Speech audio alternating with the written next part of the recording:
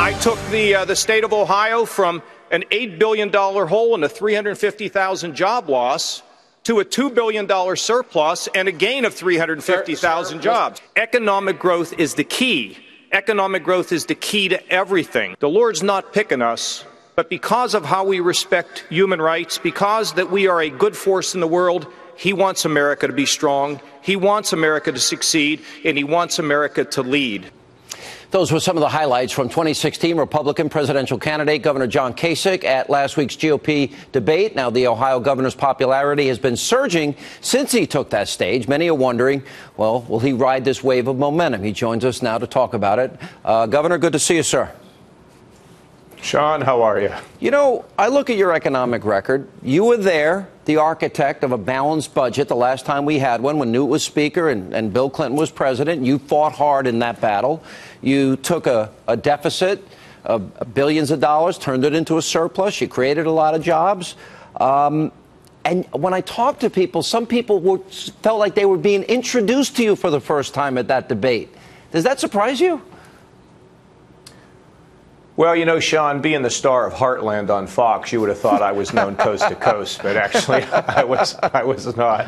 But no, you know, Sean, seriously, you know, somebody took a hit at me because I said this, but, you know, I was just taking care of Ohio. I was not traveling around, coming to New Hampshire, going to anywhere in the country. I was just trying to fix the state. And look, not only are we up to 350,000 jobs, but we have the largest tax cuts that any sitting governor has, almost $5 billion, including basically eliminating income tax for small businesses, killing the death tax, and now we're working on killing death, Sean, but we haven't figured that one out yet. But, you know, things are going well in Ohio, and we have diversified Ohio's economy.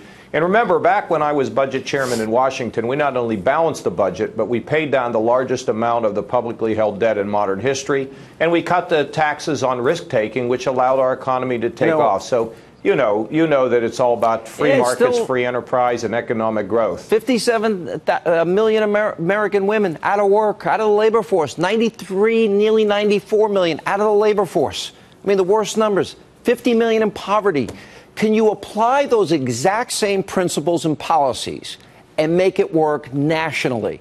Now, are you saying you could take an $18 trillion budget deficit or debt that we have and $128 trillion in unfunded liabilities, and you can fix that?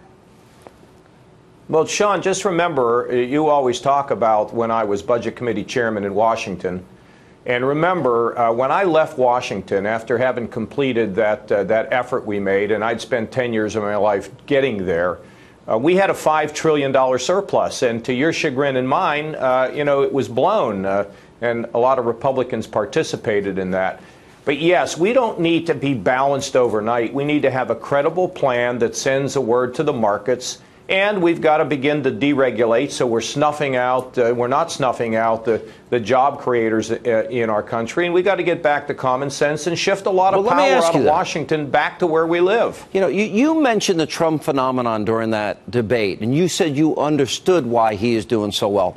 I'm a conservative. Sure. I am angry at the Republican Party. Every election season, they say, oh, yeah, we're gonna fight hard. We're going to repeal and replace Obamacare. But they wouldn't stand with Ted Cruz when he was fighting to use the power of the purse. They said, we'll stop the executive order on immigration. They ended up funding the executive order on immigration. A lot of conservatives like me, if you make a promise, we expect them to fill it. Have Republicans... Are they losing the base of their party by not fighting hard? And is that why Trump's popular? Yeah, you know, well, I think first of all, Sean, you know, my father was a mailman. I come from a blue-collar Democrat town where I grew up. And people are always suspicious of big things, including big government. And they don't think things are working very well. You know, as I like to say, in the old days when I was in Congress, if you wanted to get your constituents tickets to the White House, it'd take a couple weeks. Now people just jump over the fence, right? I mean, people see the IRS, the people see the Veterans Administration. They're so frustrated by all this. But, Sean, one of the things that I learned when Newt was Speaker and we controlled the House and the Senate is you can't really lead as effectively from the legislative branch. You need to have an executive that shows the way. But you didn't have Bill Clinton.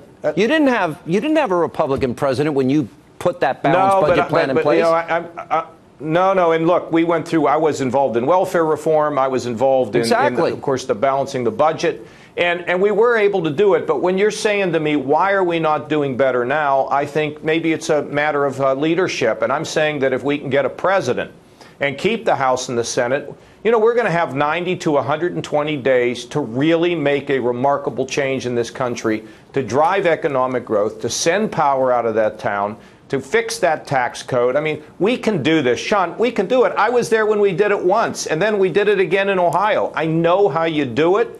And look, you can't go in there listening to special interests or having people talk you out of what you want to do. You got to be firm, pleasant, smile, and just charge on.